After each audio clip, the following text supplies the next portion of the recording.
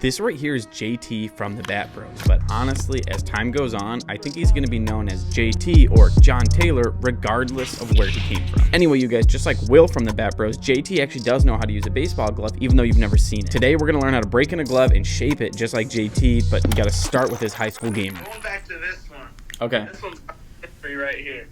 Yeah, it looks like it's been through a lot. My brother Will's glove in high school. Pretty sure it's a pitcher's glove, but he's it for shortstop. A lot of memories watching my brother play in high school. Like, have him pass it down to me, it meant a lot. Now let's actually get into the juicy stuff. So 6 months ago, I reached out to JT. I said, hey, I noticed you're using this small glove brand called Yardley. he said, Yes, sir. I love it. now skip ahead to today.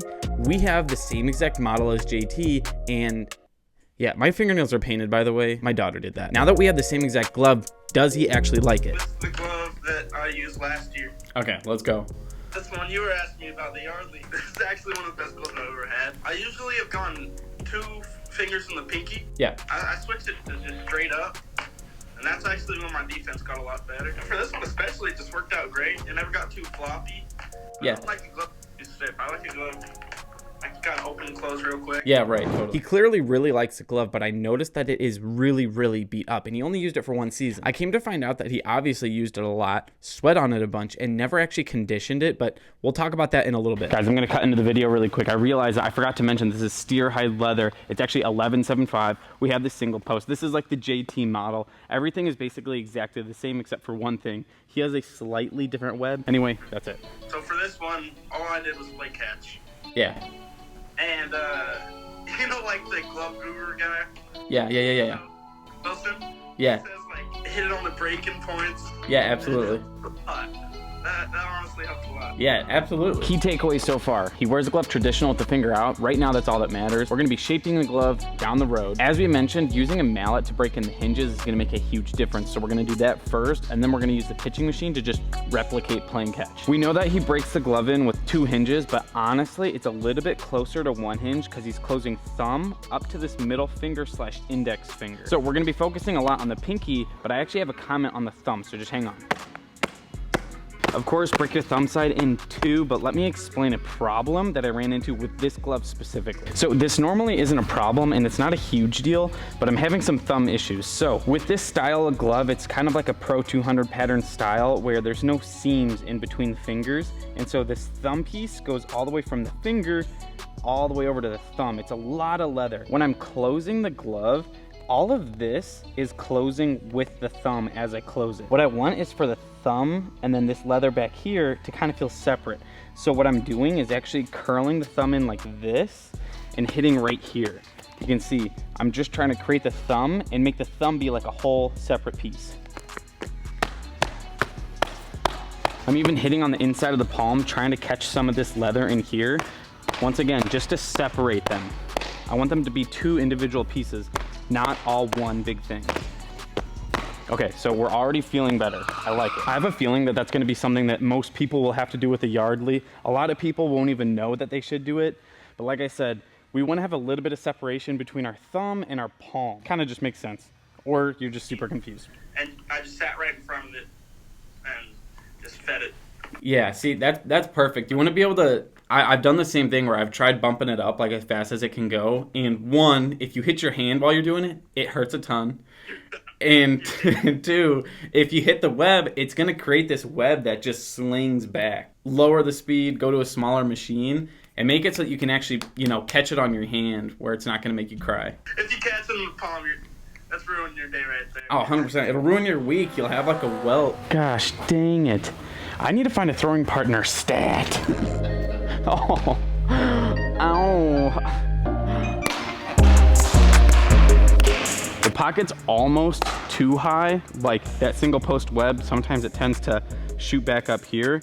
I haven't really broken the web in at all, but it's not bad. Just a little bit high.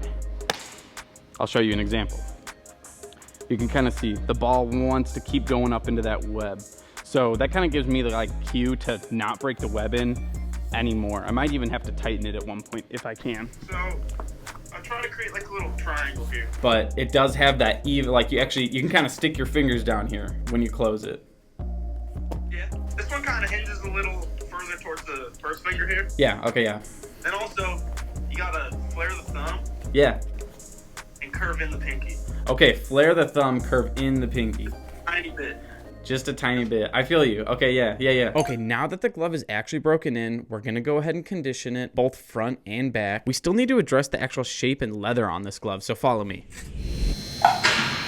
Anybody who likes this break-in after what you've heard, I would say go for it. I have nothing against it, really. The only thing I wouldn't do is like curl the pinky in. That's just preference though. So we know that we want to flare our thumb. So rather than curling it super hard like this, just kind of push it to the side. And then of course the pinky is going to be curled in a little bit. It's nothing crazy. It's like this little tip here. You just kind of curl it in that way. It's also just the whole finger itself angled in just a little bit like this. So flaring it, you tend to just do the exact opposite. Here, you're just grabbing and curling in. Gosh, I need to fix my nails.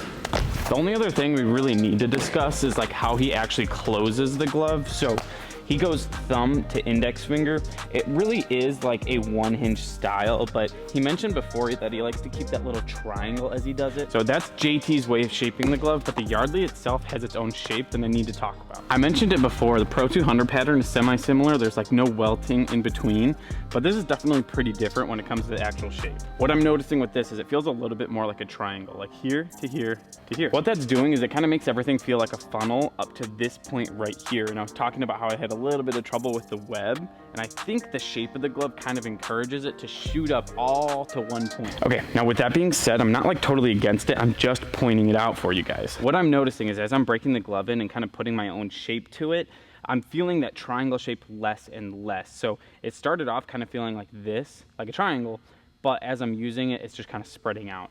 So you might notice the same thing if you get a Yardley, but it will slowly feel more and more normal. Okay, now we need to actually talk about the leather. So when I first unboxed this glove, the first thing I noticed was you can squeeze it a little bit. It didn't feel like incredibly stiff. It kind of feels similar still.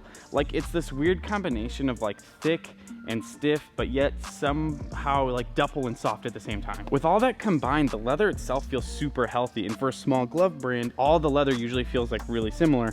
This stuff sticks out. I don't have any other gloves that feel just like this. Now, when it comes to actually playing with the glove though, I noticed quickly that the pop is amazing. Like when I was playing catch, it was like, bah! If you're thinking about getting a Yardley, I would say go for it. Just know break-in is gonna take a long time. There was a slight issue with that thumb. As long as you know what you're doing, you'll be okay. I'm a big Yardley fan.